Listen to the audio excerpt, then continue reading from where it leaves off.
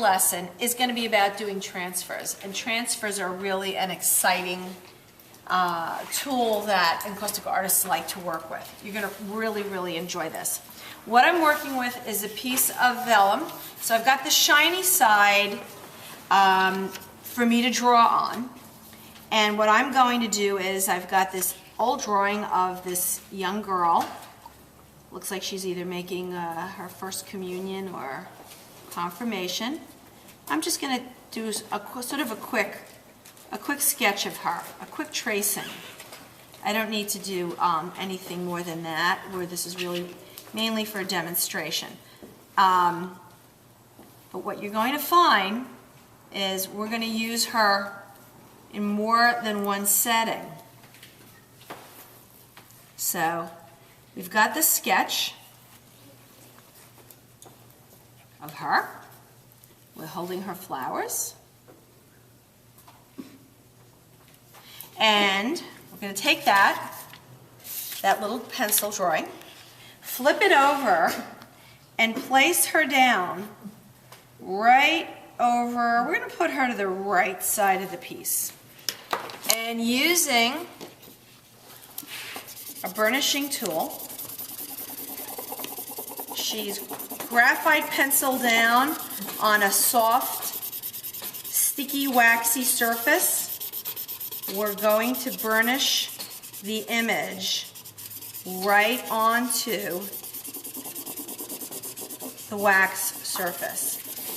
And you really want to work with papers that have a smooth coat so that they release your graphite drawing easily enough. And voila, our girl is now sitting on the wax. Now we're going to take her mate, same young lady, we'll say this is her twin, and because she's been Xeroxed on a black, on paper with a sort of a dark background, I'm just going to leave a little bit of that edge of that dark background in this particular instance behind, because any ink that's on this piece of paper is going to be transferring onto the wax.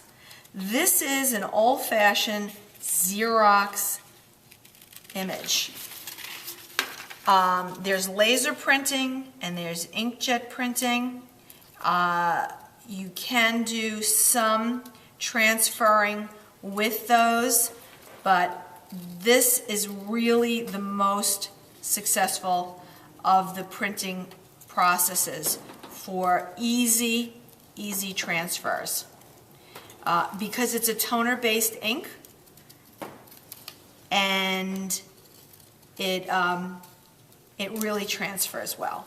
I'm going to even get a little fussy, and I'm going to take out the extra dark background between her lower legs a little bit, just so that we...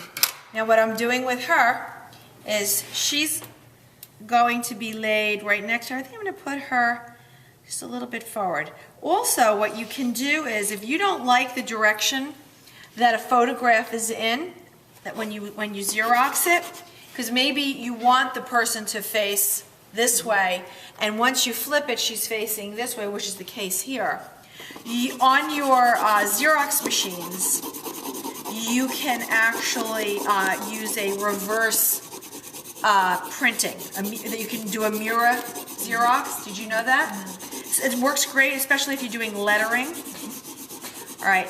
This one, when you're working with the transfer for a Xerox transfer and you're burnishing, for this you really have to be thorough, because that ink really has to get onto the surface. And what I'm also realizing is that I should have laid a layer of beeswax on my graphite transfer. I may lose it, so what I'm going to do right now, real fast, is protect her. Okay, so that when I use water, because I'm about to use water to take this paper off, I don't want to mess up my graphite drawing and lose it. So we put a little water.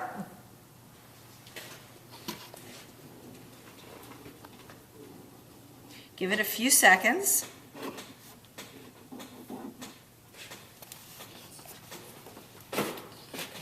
Paper towel. And start to rub. Start to gently rub, and you'll see that some of the wax actually got onto the drawing, onto the Xerox. So that's collaged into that now. Well, this is a transfer. We're doing a The transfer. part that's got the wax on it. Yeah, and what you want to do is move carefully because you want to leave the ink behind. And this takes a little bit of finessing, as they say. And this is how you start to get an ink transfer. We're working a little fast, but you get the gist of what's going on. So she sort of has her kind of ghost in the background. This needs a little cleaning up here.